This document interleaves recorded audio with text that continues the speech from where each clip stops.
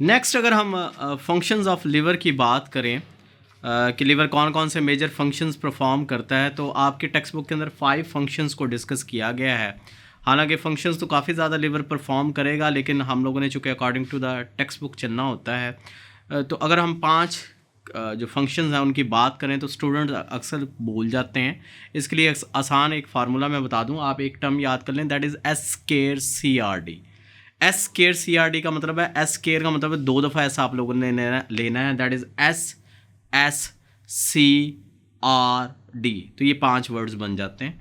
First जो S है ये हम यूज़ करेंगे सिंसिस के लिए, सेकंड जो S है ये हम यूज़ करेंगे स्टोरेज के लिए, उसके बाद C हम यूज़ करेंगे, तीसरा जो काम है कन्वर्जन के लिए, फोर्थ जो फंक्शन है दैट इज़ R हम यूज़ करेंगे रिसाइकलिंग के लिए, और पांचवा जो काम है D हम यूज़ करेंगे that is for detoxification.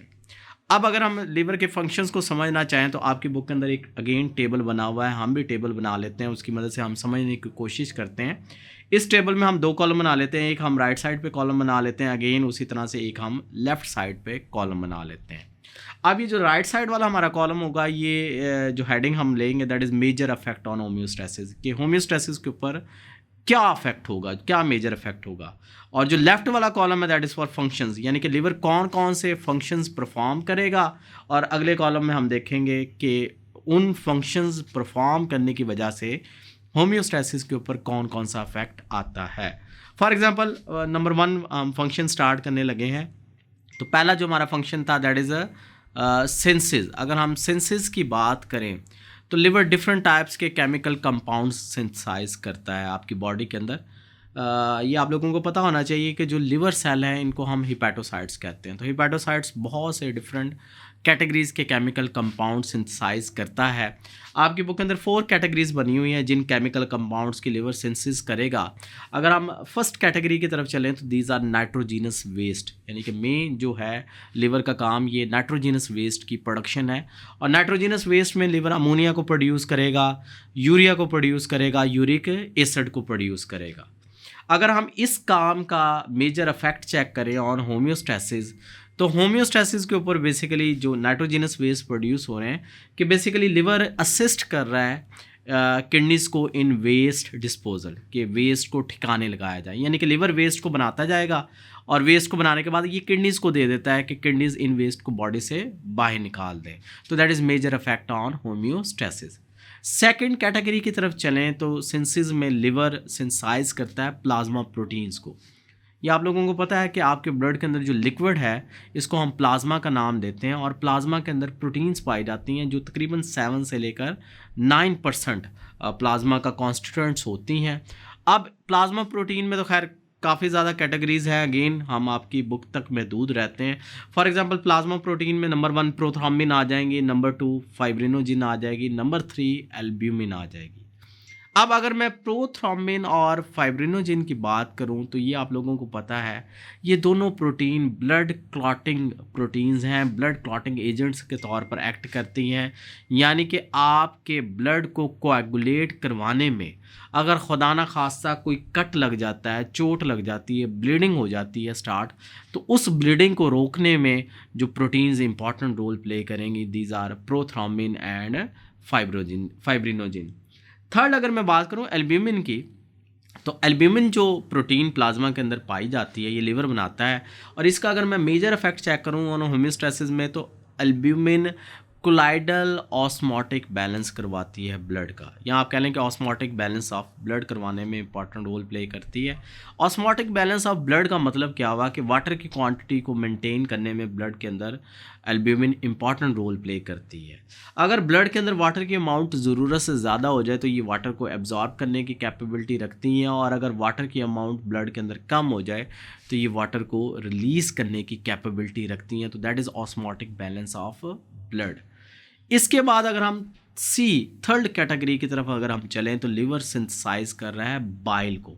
Bile भी आप लोगों ने फर्स्ट ईयर में पढ़ा था, आपका लिवर बनाता है, और जो ओल्ड आरबीसीज है यानी कि जो पुराने आरबीसीज होते हैं इनमें जो हेमोग्लोबिन है, हेमोग्लोबिन की ब्रेकडाउन के नतीजे में बाइल की प्रोडक्शन होती है, और बाइल का अगर हम मेजर इफेक्ट चेक करें होम्योस्टैसिस में, तो ये भी आप लोगों ने फर्स्ट ईयर में पढ़ा हुआ है कि बाइल फैट्स की इमल्सिफिकेशन करवाता है, यानी कि फैट्स में जो लिपिड ड्रॉपलेट्स हैं उनकी सेपरेशन करवाएगा ताकि लाइपेज एंजाइम आके इसके इन लिपिड ड्रॉपलेट्स के ऊपर एक्ट कर सके और इन लिपिड्स की डाइजेशन करवा सके।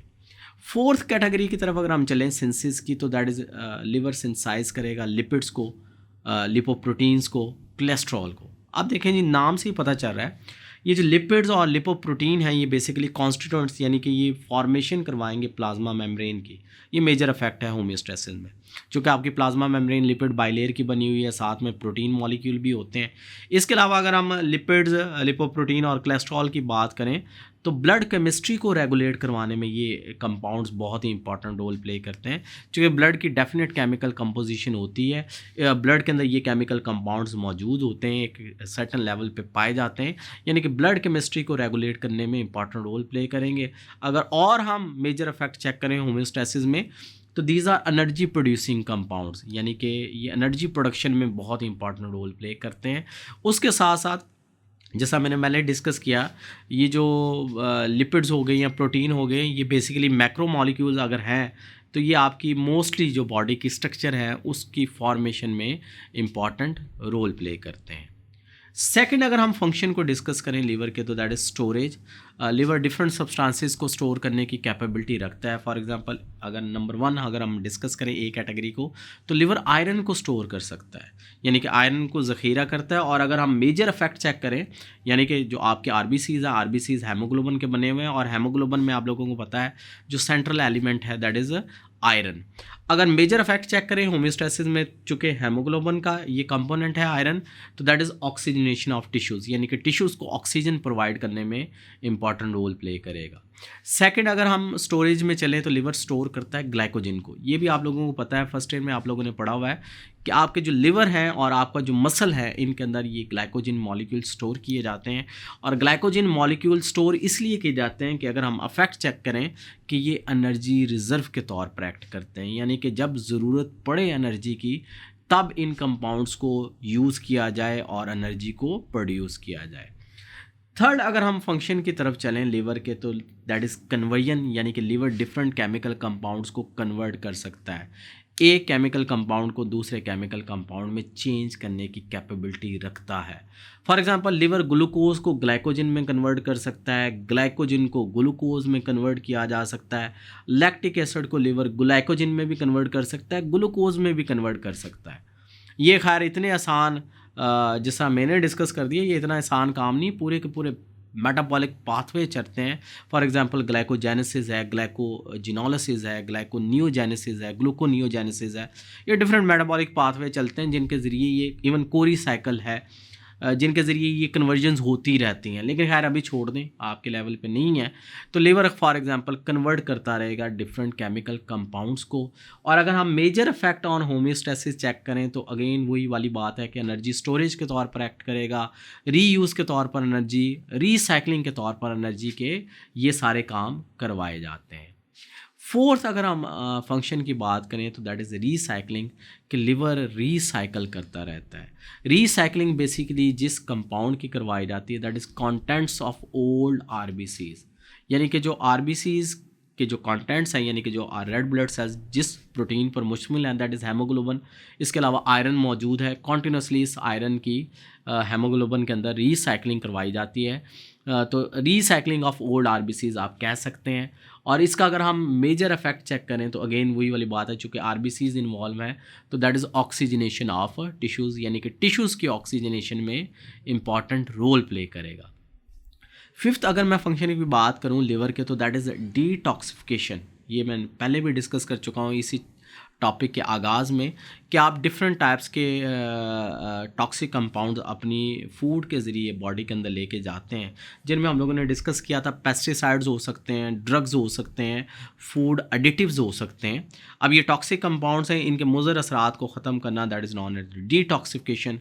और अगर हम मेजर इफेक्ट चेक करें होम्योस्टैसिस के ऊपर, तो अगेन ये असिस्ट करेगा लिवर किडनी को, ताकि वेस्ट को बॉडी से डिस्पोज ऑफ करवाया जाए। अल्लाह हाफिज़। कल इंशाल्लाह हम नेक्स्ट टॉपिक को डिस्कस करेंगे।